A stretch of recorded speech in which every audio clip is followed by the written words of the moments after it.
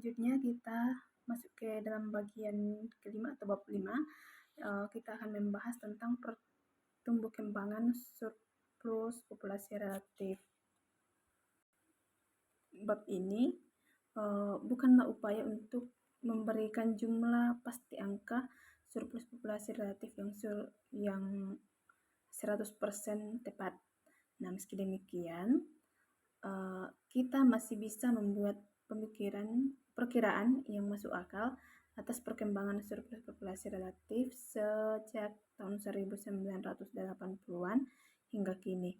Nah, seperti ditunjukkan dalam tabel 5.1 bahwa surplus populasi relatif atau pengangguran dan proletariat informal pada tahun 1985 ketika penyesuaian neoliberal dimulai menyumbang sekitar 45 juta populasi atau setara dengan 70,59% dari total angkatan kerja.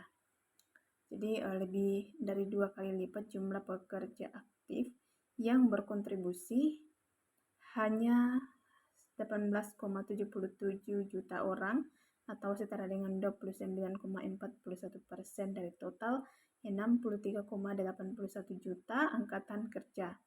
Nah, proletariat informal merupakan penyumbang terbesar surplus populasi relatif dengan rata-rata lebih dari 90% dibandingkan pengangguran yang hanya menyumbangkan kurang dari 10% total surplus populasi relatif. Ukuran surplus populasi relatif menurun pada tahun 1997, 1 tahun sebelum krisis ekonomi. Dalam jumlah absolut, surplus populasi relatif memang meningkat dari 45 juta pada tahun 1985 menjadi 57 juta orang pada tahun 1997.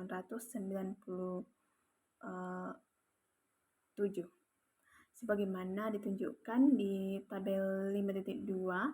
Namun demikian, jika kita melihat jumlah relatifnya, maka proporsi surplus populasi relatif terhadap total angkatan kerja turun dari 70,58% pada tahun 1985 menjadi 64,56% pada tahun 1997. Proletarianisasi melalui akumulasi dengan perampasan telah kian melihat sejak ekspansi perkebunan berlangsung di bawah rezim Soeharto. Monopoli tanah oleh negara membuat upaya memperluas perkebunan skala besar menjadi lebih mudah dengan dampak banyak orang harus terusir dari desa mereka. Namun perkiraan banyaknya jumlah kaum tani yang terusir dari tanah mereka tidak cukup memungkinkan untuk dibuat karena data resmi yang tersedia yaitu sensus pertanian. Jadi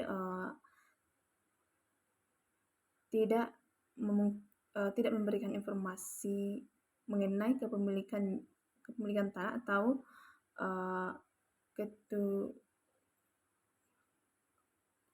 ketunakismaan. Dan dengan demikian, manfaat hanya terbatas dalam menjawab pertanyaan-pertanyaan mengenai struktur agraria.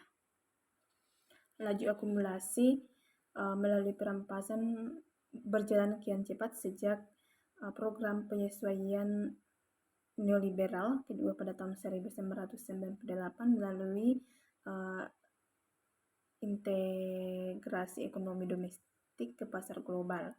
Nah, di banyak tempat, terutama di luar Jawa, perampasan tanah untuk bahan pangan, bahan bakar, dan konservasi telah memisahkan kaum tani dari sarana produksi di mana penindasan melalui kekuatan ekstra ekonomi seringkali digunakan oleh aparat negara untuk bertahan hidup. Baik petani gurem maupun buruh tani tak bertanah di pedesaan berusaha untuk menemukan pendapatan non pertanian. Nah, untuk kedua kelompok, upah sebagai buruh tani memberikan kontribusi signifikan terhadap pendapatan keluarga. Nah, meski demikian, upah pertanian nyatanya juga tidak mudah didapat. Sebagaimana ditunjukkan tanah kedokan, meningkatnya disiplin kerja dengan memperluas kesempatan berapa orang pekerja, tetapi sengaja mengeksklusi orang lain. Mereka akhirnya harus pasrah dengan pekerjaan informal berpendapatan kecil dengan kondisi kerja yang rentan.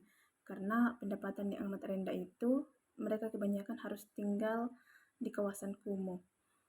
UN Habitat memperkirakan 5 juta penduduk di kawasan penduduk Jakarta tinggal di area kumuh perkotaan.